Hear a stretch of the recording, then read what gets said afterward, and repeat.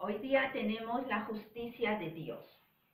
La justicia de Dios, a veces, al escuchar la palabra justicia, pensamos en una corte, pensamos en un juicio. Pero vamos a ver qué nos dice Romanos 5:19 en el Nuevo Testamento, después de los 4 evangelios, Hechos y Romanos. Romanos 5:19.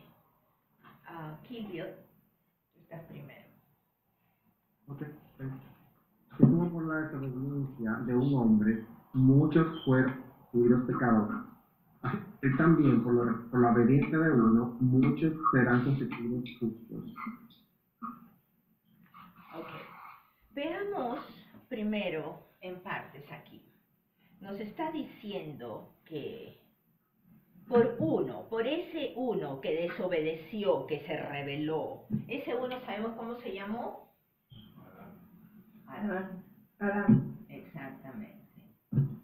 Entonces, que por Adán, el que hizo, se rebeló, o sea, su desobediencia.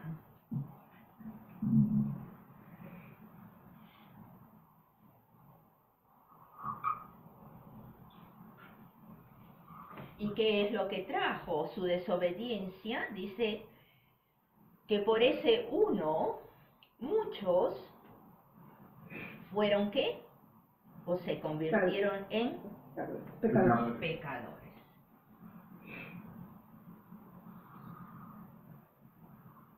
Pecador o pecadores.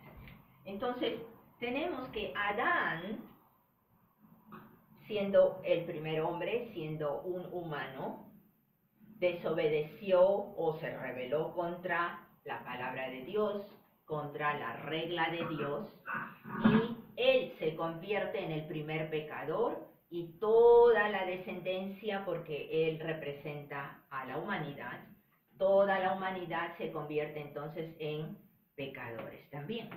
Bueno, ¿y qué nos dice el verso 8 del mismo Romanos 5? Mili, por favor. Mas Dios muestra su amor para con nosotros, en que siendo aún pecadores, Cristo murió por nosotros. Ok. Y aquí nos está mostrando entonces que Dios nos da un plan, su plan de redención, su plan de salvación, que es a través de Cristo o Jesucristo. Y porque Jesucristo, ¿qué fue lo que hizo entonces? Si Adán desobedeció, Jesucristo obedeció porque él vino con un propósito específico aquí a la tierra. Y su obediencia, ¿qué nos hace entonces? En lo que murió para con nosotros, que siendo aún pecadores, Él muere por nosotros. Y nos da entonces, ahora lo vamos a ver, bueno, nos da su justicia o nos hace justos. Ok. Ahora yo les pregunto en relación a esto. Antes de empezar una relación con Jesucristo, vamos a ponerlo esto en un cuadro. Esto es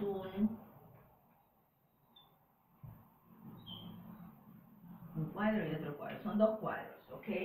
Que es la secuencia. De Adán presenta la desobediencia y trae el pecado. Jesucristo, porque obedece, trae su justicia. Es el plan de Dios. Pero uno es paralelo al otro. Nosotros, todos nosotros, pensemos. Antes de entablar nuestra relación con Jesucristo, porque viviendo en la época de hoy sabemos que es a través de Él que tenemos la salvación. Antes de entablar esta relación con Él, ¿qué nos ha hecho pecador? La descendencia de Adán. La descendencia de Adán. ¿Qué otra cosa? La naturaleza. La desobediencia de él. La desobediencia de Él. Sí. Entonces nos está mostrando que el ser el pecador es nuestra naturaleza. I'm here. ¿Quién habló? No soy yo. Oh.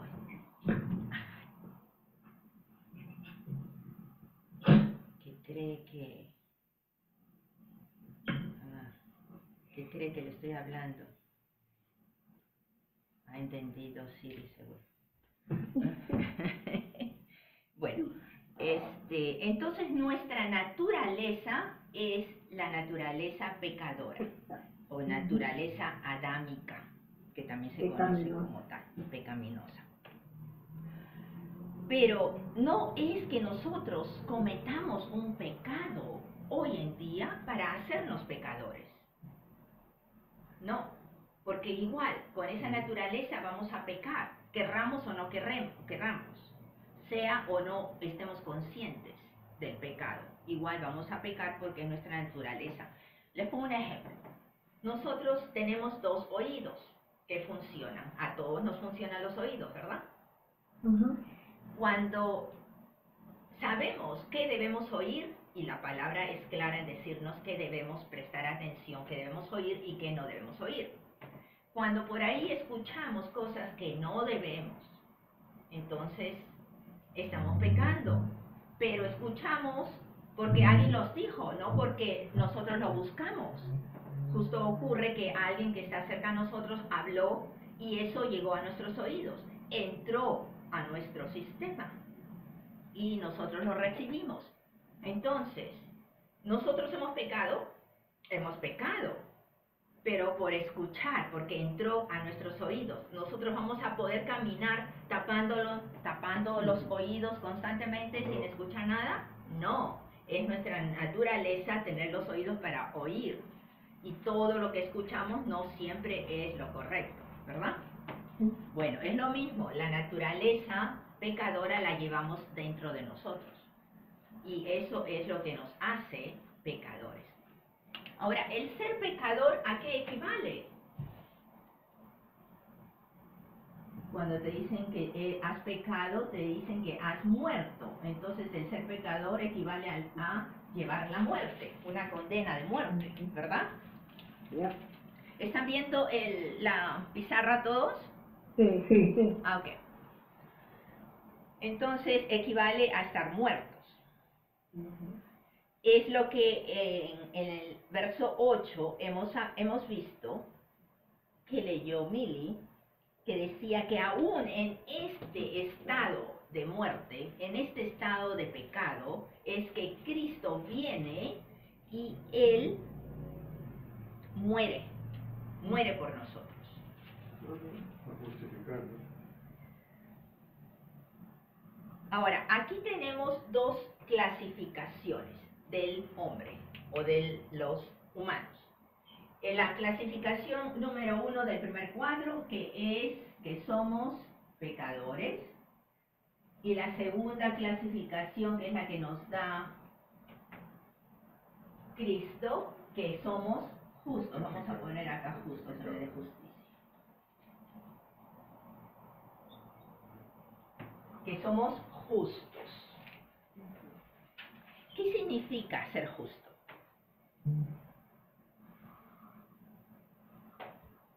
¿Qué creen? ¿Qué significa ser justo? Usted, creo que es romano, justificado pues, ¿Honesto? por la fe. Ser equitativo. Equitativo, ¿qué dijiste, Mili, fue? Honesto. Honesto, ¿qué dijo? Justificado pues por la fe. Dice, Justificado por la fe, la justificación, bueno, está usando la misma palabra, ser justo. La justificación es tomar el puesto de alguien más. Obedecer las reglas. Obediente. El justo no es otra cosa que ser recto, no ser censurado. Es ser una persona sin reproche ante los ojos de Dios. Y esto vamos a ver entonces. Génesis, el primer libro del Antiguo Testamento. Génesis 15, 5 y 6. ¿Qué nos dice? Génesis 15, y 6. Luz, por favor. Luego el Señor lo llevó afuera y le dijo, mira hacia el cielo y cuenta las estrellas, a ver si puedes.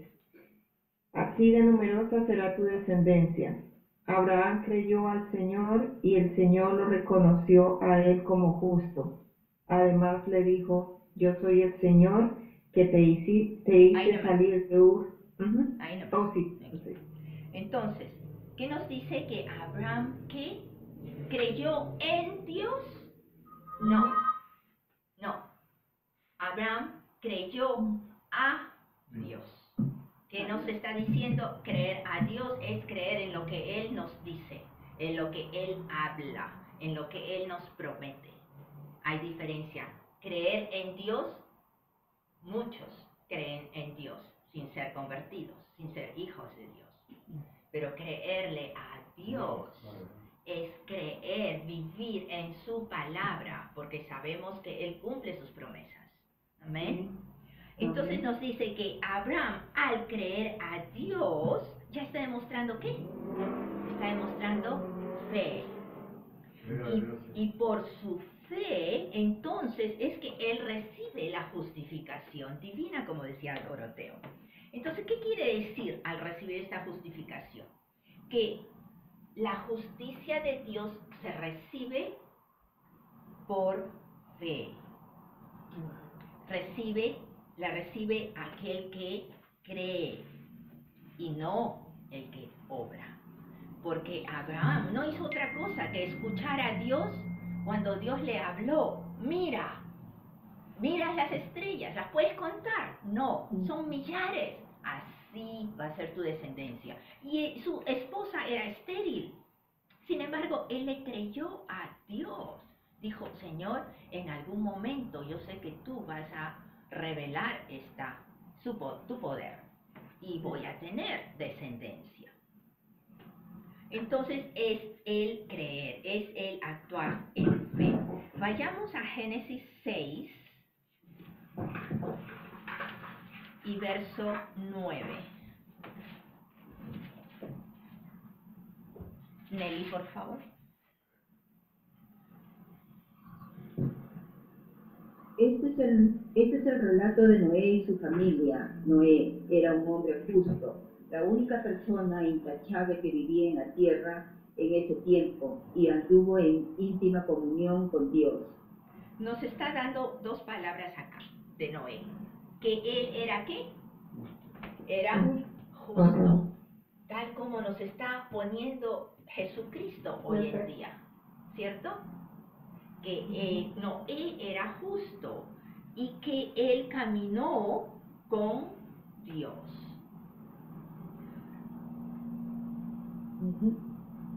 Amén. Entonces, Dios, sabemos que Dios es un Dios de pactos. ¿Qué es un pacto? Es un contrato, una alianza, un convenio, exactamente. Dios tiene un pueblo a través de su pacto con los humanos y con su pueblo. Entonces, Dios tiene un pueblo y nosotros tenemos un Dios. Ese es el pacto, básicamente. El pactar Dios, al pactar con nosotros, entonces nosotros recibimos ¿qué? Su bendición. Y esta bendición es para toda nuestra existencia aquí en la tierra y la posterior, cuando estemos con Él. Vayamos a Romanos, el libro donde estamos. Sí, estábamos en Romanos. Después de los 4 evangelios, Hechos y Romanos. Romanos 3, esta vez.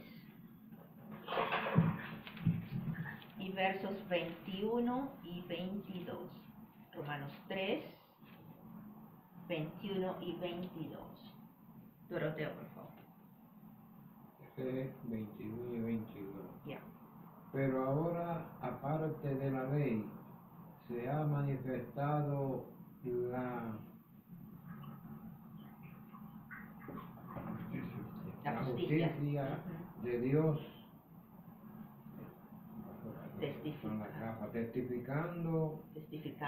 certificada por la ley y por los profetas. La justicia de Dios por medio de la fe en Jesucristo para todos los que creen en Él, porque no hay diferencia. Amén. Amén. Ok, ahí la pues. El apóstol Pablo es el que escribe este libro a los romanos y está comparando cuando es la ley, porque él vivió en la ley antes de tener el encuentro con Jesucristo, y todos aquellos que vivían en la ley era sencillamente seguir unas órdenes, seguir unos comandos, unas reglas, el hacer y el no hacer. Y nos dice, pero ahora, a partir de hoy día, ya se ha manifestado la justicia de Dios a través de Jesucristo. ¿Se ha manifestado de qué manera? Nos está diciendo sencillamente que nos convertimos, nosotros, todos los creyentes, nos convertimos en la justicia de Dios mediante Jesucristo. ¿Por qué? Porque Él fue a la cruz por nosotros, en su obediencia fue que el propósito de venir a la tierra fue morir para podernos salvar. Entonces, porque obedeció y nos hace justos. ¿Qué quiere decir? Que todo aquel que viene a través de Jesucristo a Dios, se recibe la justicia de Dios. Nos hacemos justos. Ahora, justos, como vimos que es recto el no tener reproche de Dios, también son llamados santos. ¿Ok? ¿Cuál es el pacto que nos atañe hoy en día?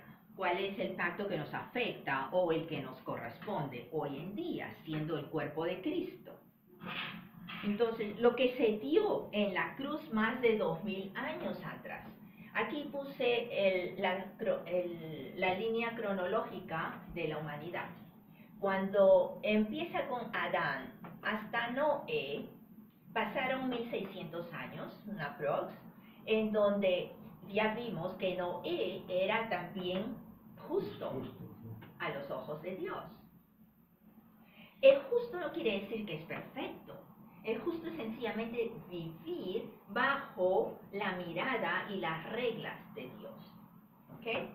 Cuando Noé encontramos que es justo y después vemos que Abraham también recibe que por fe es contado para su justicia, quiere decir que es justificado. Es justificado porque le creyó a Dios que iba a tener descendencia, que le creyó también de que aún en la situación que estaba, que no tenía, su esposa era estéril, podía tener descendencia, también le ofreció la tierra prometida, que más adelante sabemos que a través de Josué es donde el pueblo entra a la tierra prometida. Pero bueno, entonces después de Abraham, pasan como 2000 años hasta que viene Jesús y aparece el sacrificio de la cruz. Pero Jesucristo, siendo hombre, es que derrama en la cruz toda su sangre. ¿Para qué? Esta sangre nos va a salvar de la muerte, nos va a redimir, vamos a poner aquí, nos salva, nos redime,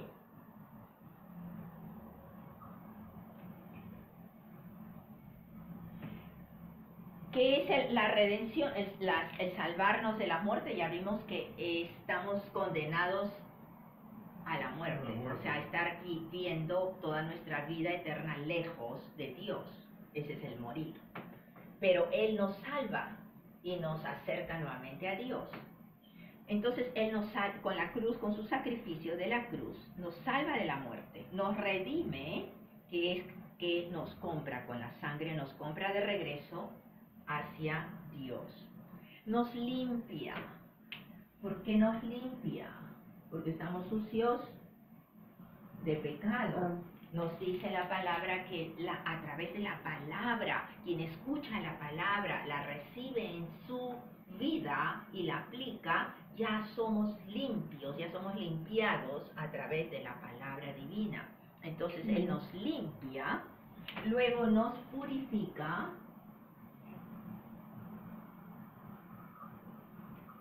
La purificación, ¿qué es?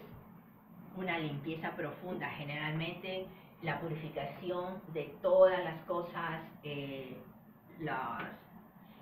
polvo o todas las cosas que están pegadas, las manchas, etcétera, sale con fuego, es lo que nos dice la palabra.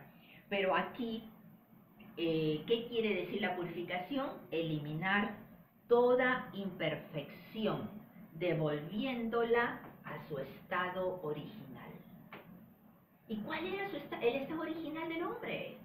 Antes de la caída, era santo, la perfección, era el estar junto, cerca a Dios, porque ya no nos afectaba. ¿Se acuerdan la vez en alguna de las células habíamos estudiado que Dios no se acerca porque nos mata? Su pureza, su presencia, su poder, nosotros no estamos listos para recibirlo, no estamos preparados para recibir su presencia, por eso es que Él no se acerca. Ese impacto nos hace como un vidrio que va a reventar, entonces al explotar nos va a matar. Y por último, ¿qué pasa? Que nos santifica. ¿Qué es la santificación? El ser santos es sencillamente separarnos para Él. Nos hace santos. Entonces, justos o santos es lo que recibimos de Jesús. La justicia de Jesús, la justicia, esa rectitud, esa integridad, esa entereza, ese estado que ante Dios no hay mancha, eso es lo que recibimos de Jesús. ¿Y qué pasa entonces cuando nosotros estamos recibiendo de Jesús y decimos, somos santos? Es que ya no va a haber pecado en nosotros. ¿Y qué pasó con nuestra naturaleza pecadora? La naturaleza pecadora cambia y somos santificados, nos dice. Somos santos, somos justos, ya vimos rectos ante Dios. Pero eso no quiere decir que no vamos a pecar. Porque como les dije, seguimos llevando los oídos, ¿verdad? Los ojos, la boca, todo, seguimos llevándolo. Que todo ha sido, a veces no por nosotros mismos, por la naturaleza tendemos a caer en la tentación. Pero gracias a Dios que Él perdonó en la cruz como los pecados del pasado, del presente y del futuro. Entonces, ¿qué quiere decir? Al perdonar los pecados del pasado, que esta naturaleza pecaminosa o pecadora cambió. La naturaleza ya no es más. Entonces ahora, ¿vamos a ser unos pecadores salvados por la gracia de Dios? No somos pecadores ya, salvados por la gracia de Dios. Somos justos, pecando porque lo llevamos en la sangre. Mientras tengamos la sangre corriendo en nosotros, porque no hemos recibido transfusión de sangre, hemos recibido la transfusión de espíritu, pero no de sangre. Entonces, mientras tengamos la misma sangre, estamos vivos aquí, vamos a seguir pecando todavía. Pero somos salvos por Jesucristo. Y acuérdense lo que nos dice la palabra, que Él es nuestro abogado en la corte divina. Y el acusador está constantemente acusándonos y Él constantemente defendiéndonos. Amén. Entonces los cristianos somos santos en virtud ¿a qué? A la relación que tenemos con Jesucristo. No por otra cosa. No por nosotros. Los nacidos de nuevo, exactamente. Esta obediencia perfecta hace posible que nosotros, los nacidos de nuevo, recuperamos la clasificación de santos como fue en el estado original. Y si pecamos, no nos vamos a convertir en pecadores nuevamente. Cuando vemos las cartas del apóstol Pablo, por ejemplo, en Colosenses 1:2, vayamos hacia la derecha de Romanos, ¿dónde estamos? Romanos, pasamos Corintios, Gálatas, Efesios y viene Colosenses, o Filipenses, Colosenses. Colosenses 1 y verso 2. Y aquí vamos a ver uno de los ejemplos, y después vamos a ver en Efesios también, de cómo Pablo se dirige a la gente. No se dirige, estas cartas del apóstol Pablo están dirigidas a los pecadores de Filipos o Efeso o lo que sea, ¿no? Veamos, ¿qué nos dice Colosenses 1:2? Lucho. A los santos y fieles hermanos en Cristo que están en Colosas, gracia y paz sean a vosotros, de Dios nuestro Padre y del Señor Jesucristo. Amén. Amén. Entonces le está diciendo a los santos y fieles, a los santos, no le está diciendo a los pecadores, No, ¿cierto? ¿Por qué? Porque ya no son, sino santos. pertenecen a Cristo. Pertenecen exactamente. Y vayamos a Efesios, hacia la izquierda, pasando Filipenses, Efesios 1:1. ¿A quién le toca leer? A Kilvio. Sí. Por la voluntad de Dios, a los santos y fieles en Cristo Jesús que están en este Kilvio, ¿puedes arreglar tu micrófono porque se escucha cortado? A ver si lees otra vez. Mejor ahí. A ver, parece. A Pablo, apóstol de Jesucristo por la voluntad de Dios, a los santos fieles en Cristo Jesús que están en nosotros. Perfecto. Amén. Ahora sí está mejor, gracias. O nuevamente la presentación de Pablo a los santos y fieles en Cristo. Nuevamente santos. Y así las epístolas de Pablo siempre se dirige a los santos. Ok. Entonces somos santos por Jesucristo y no olvidemos que solamente estando en Él, con Él y por Él, por su sacrificio, es que tenemos este estado de gracia y de santidad.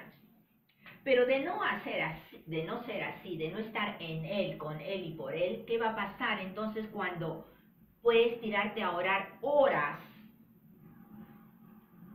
y en medio de una tempestad no va a venir la paz? La palabra nos dice que la paz de Él viene en medio de una tempestad, ¿verdad? Una tormenta. Podemos estar toda la noche orando y esa paz no va a llegar. Podemos pasar años hablando a la montaña y la montaña no se va a mover. Y en vez de echar los demonios afuera, vamos a ser atacados por ellos. ¿Cierto? Porque es el requisito, digamos, estar con Él, en Él y tenerlo en nuestra vida constantemente por su sacrificio. Tenemos que estar conscientes no del pecado, no de las cosas que pasan, de lo que hacemos, sino estar conscientes en nuestra mente constantemente de su obra, de su amor, de su palabra. Eso es lo que nos va a llevar al estilo de vida, porque la justicia de Dios no es otra cosa que un estilo de vida para el cristiano. El ser justos o ser santos no es otra cosa que un modo de vivir que nos pide Dios que sea para cada uno de nosotros. Recordemos a Abraham, ya lo vimos, recordemos a Noé. Noé, siendo él el único justo, no sus hijos, sin embargo, Dios dio la oportunidad de salvación a toda su familia. Eso es importante recordar. Pero, entonces, vemos que el ser justos ante los ojos de Dios va más allá de la cruz. va más allá que el simple ser salvo. Porque el ser salvo, tú llegas hasta la puerta de la corte de Dios. Se cierra la puerta detrás de ti y ¡ay! Llegué con las justas, me salvé, ¿verdad? Pero el ser justo es diferente. ¿En qué sentido? Que al enfocarnos en lo que la palabra nos dice, cómo debemos actuar frente a al prójimo, entonces nuestra vida constantemente va a ir honrando el nombre de Dios. Y como decía, no se trata de perfección, sino de ser guiados por el Espíritu cada día. Alejarnos de las cosas que nos distancian de Dios. Es automático. El Espíritu que vive en nosotros nos va a acercar a Dios, no a alejarnos. Nos vamos a querer estar más en su ambiente, de su palabra, de su presencia, de su música, de sus alabanzas, de oración, etc. Entonces, el vivir en un nivel de santidad e integridad es el ser justo. La Biblia nos da en Efesios, en Gálatas, en diferentes sitios, nos habla de unas listas de los frutos de la carne y nos dice que debemos no ser borrachos, fornicadores, mentirosos, hablar palabras groseras, ni tratar mal a la gente. Entonces, siendo justos, las palabras que salen de nuestras bocas van a ser declaración que van a producir un impacto. Los deseos de nuestro corazón se van a alinear con la palabra de Dios y vamos a ver nuestras oraciones contestadas. Vayamos a Juan, el Evangelio de Juan, Mateo, Marcos, Lucas y Juan, 3:17, que nos dice, Mili, por favor. Porque no envió Dios a su Hijo al mundo para condenar al mundo, sino para que el mundo sea salvo por él. Amén.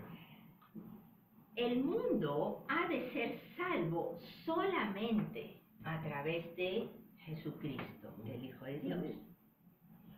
El mundo estuvo condenado, completamente condenado al cadalso, a la muerte eterna.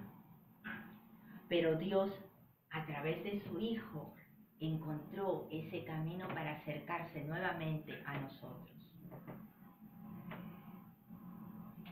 Vamos a tener la Santa Cena y veamos en el libro de Lucas, en el Evangelio de Lucas, Mateo, Marcos, Lucas a la derecha. Lucas 22.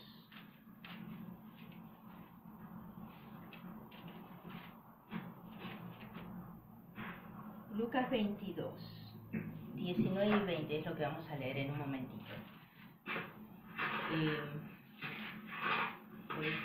Se sirve un poquito en cada copa. Voy a abrir esto. Nos alistamos para la Santa Cena, entonces, cada uno en su sitio.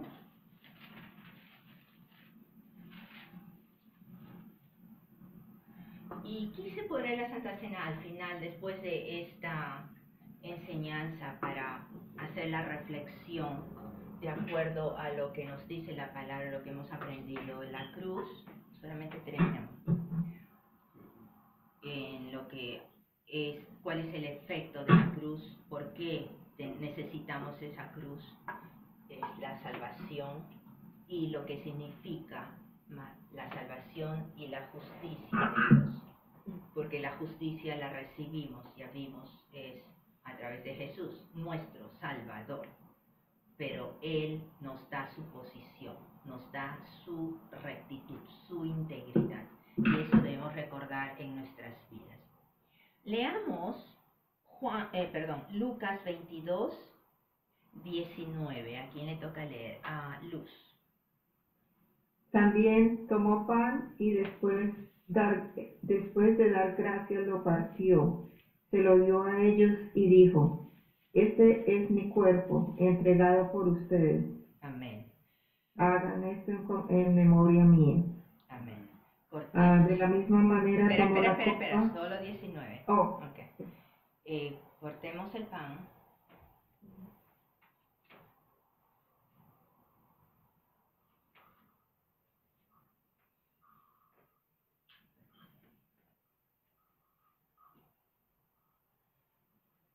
Y así como Jesús rompió un pedazo de pan y dice, lo compara con su cuerpo, pensemos cómo fue su ida al cadalso, su ida a ese sacrificio de la cruz. Pasaron muchas horas de sufrimiento en el cuerpo humano, y este es su cuerpo, el pan que vamos a tomar, que representa ese cuerpo que fue primeramente roto, cortado, latigado, abusado en el sentido de todas las cosas que le decían, le tiraban, le clavaban las espinas, los latigazos que recibía.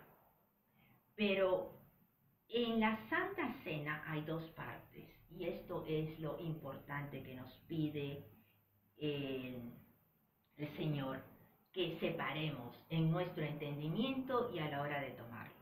La primera parte es de su cuerpo, el cuerpo humano, por el que a través de sus llagas, de esas heridas, de los latigazos, de toda esa carne que le jalaron a la hora de darle los latigazos, ese cuerpo, Él sufrió para que nosotros no suframos. Su cuerpo fue arrancado, partes de su carne viva, para que nosotros tengamos un cuerpo entero, completo. Él sufrió dolores para que nosotros no tengamos ni siquiera un dolor de cabeza. Él sufrió las penas y las molestias de los tratos de la gente y las palabras que recibía para que nosotros no pasemos esa situación. Todo lo que Él recibió en su cuerpo, las enfermedades, las plagas, todo lo físico, Él lo sufrió y lo llevó con Él a la cruz, para que nosotros tengamos un cuerpo entero, un cuerpo sin dolores, un cuerpo sin enfermedades, sin plagas, un cuerpo completo. Él fue quebrado para darte a ti un cuerpo completo. Compartamos de su cuerpo.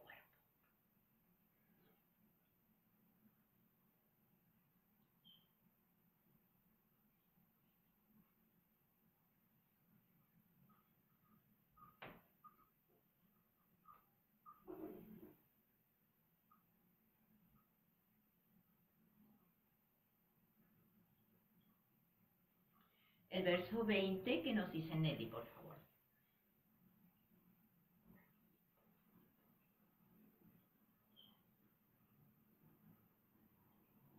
Después de la cena, tomó en sus manos otra copa de vino y dijo, esta copa es el nuevo pacto entre Dios y su pueblo, un acuerdo confirmado con mi sangre, la cual es derramada como sacrificio por ustedes.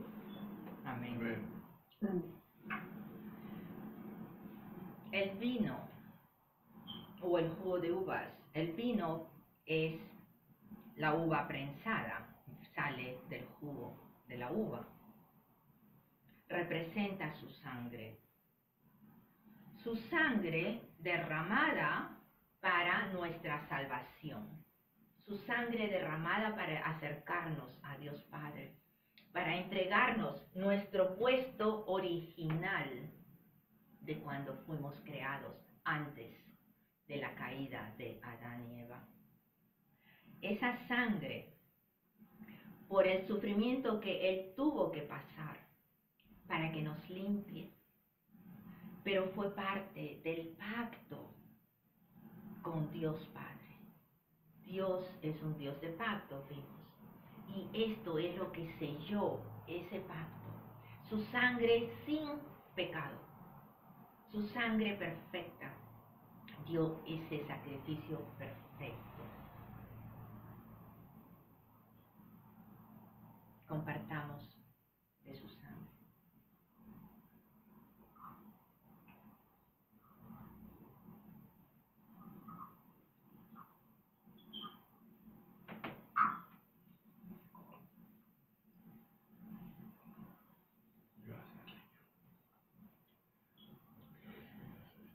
Y nos dice la palabra que esto lo podemos hacer cuantas veces querramos, recordando su sacrificio, recordando su entrega. Nuestra reflexión para estos días, pensemos, si no hubiera pasado el viernes, que fue el día de su sufrimiento, el día en que Él muere como hombre en la cruz, totalmente desfigurado. Si no hubiera pasado el viernes, nunca hubiera llegado el domingo, ¿verdad? El domingo es el día que celebramos su resurrección, declarando, Él vive. Es un Dios vivo, es un Dios poderoso. Aleluya. Amén. Gloria a Dios. Preparemos entonces en cada día, en cada mañana, nuestros corazones para vivir al estilo de vida que Él nos enseña, dándonos su justicia, esa justicia que Dios nos ha imputado por su Hijo Jesucristo. Amén. Amén.